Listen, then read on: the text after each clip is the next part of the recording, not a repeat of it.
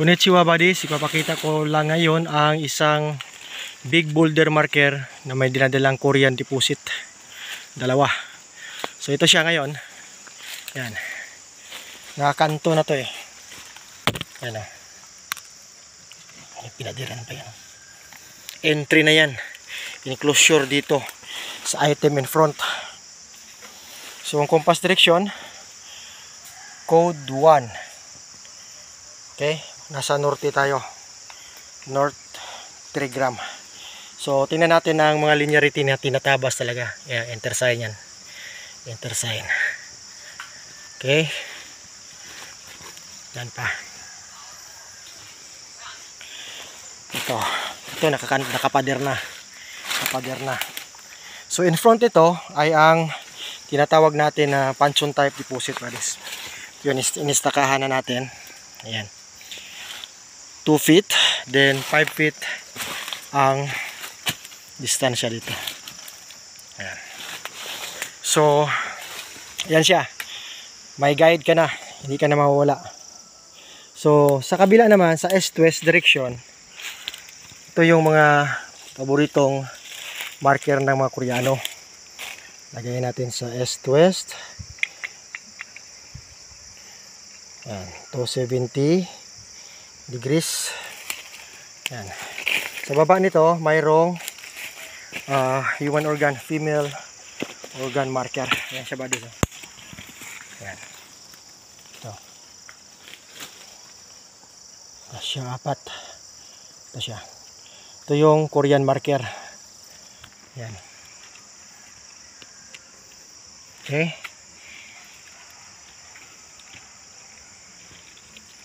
Yan siya. So, ito yung gilid ng big boulder. Sliding siya position. So, nasa west side tayo. Ayan. Ito yung tinatawag natin na small deposit. Galing dyan, may sukat lang tayo na 3 feet or 1 yard. Ito na ang spot. Nakuha na natin ang primary marker. Ano ba yung bato dito? Ito, no? Okay, ito siya. Dito sa gilid, no? Parang heart. Ito siya. Yan yun.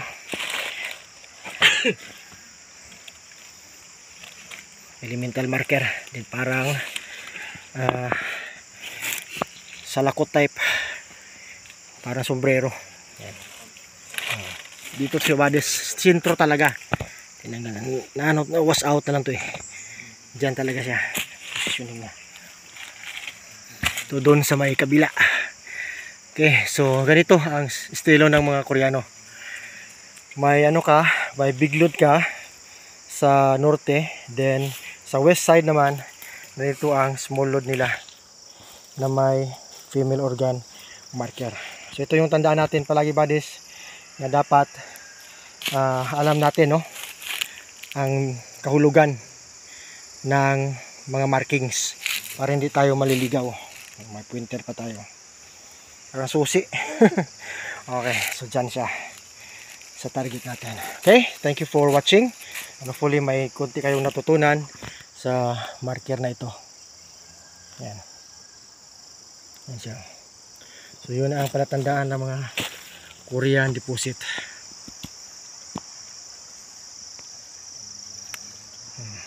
Mamili ka lang kung maliit na target or ang malaking puncheon type na target dito sa norte. Okay. Thank you for watching. This is Chris Sniper saying eat, sleep, and explore.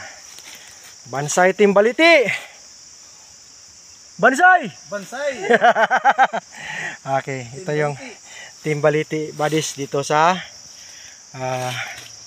area nila.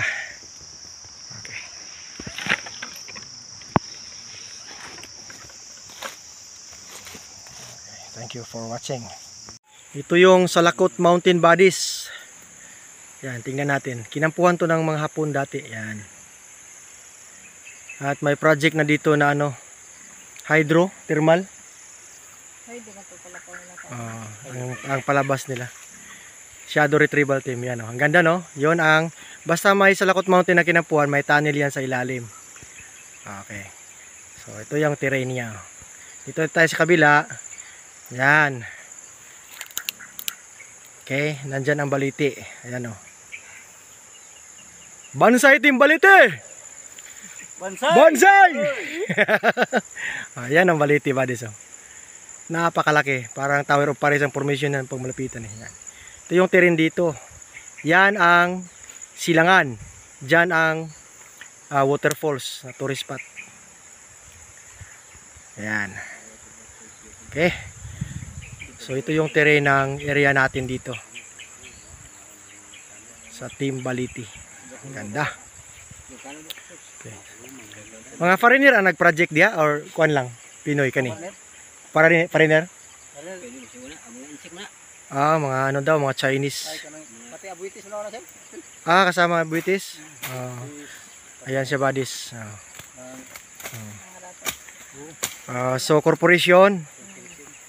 So, tinitira na yan. May ano dyan.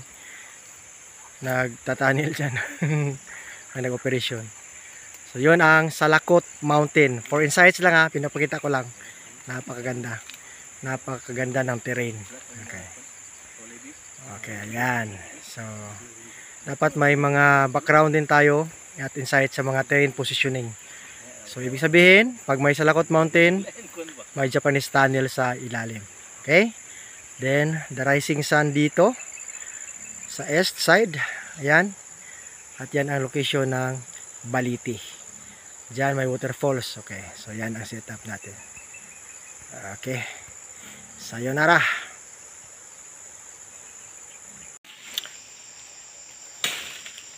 Ipapakita ko ngayon, buddies, ang on the spot, no? Mga marker na nag-indicate ng on the spot dig site. Okay. So tingnan yung positioning ng bato na to. Hindi talaga ito na-move. Kasi dyan, ano yan eh, sloping terrain. So ito siya, pansinin natin. Yan. Ang position niya, flat. Yan. Dito. Ito diretso. So sa kanji, 1, 2, 3. Shita. Down, means downward. Okay? So ito naman dito sa kabila. Yan. Jar type deposit. Jar type deposit. Isa. Okay. Ginawang passage to dito, buddies. Yan. Didiretso ka dyan. Ito siya na medyo kukuro. Then may passage din dito. Okay. North-south. Yan. Dyan. So ito yung stationary point niya. Fulcrum point natin. Para dito sa dig site. So ito na yung on the spot. Yan, inistakahan na natin. So ito na yun mismo ang huhukayin. So kasi simple kasali na to.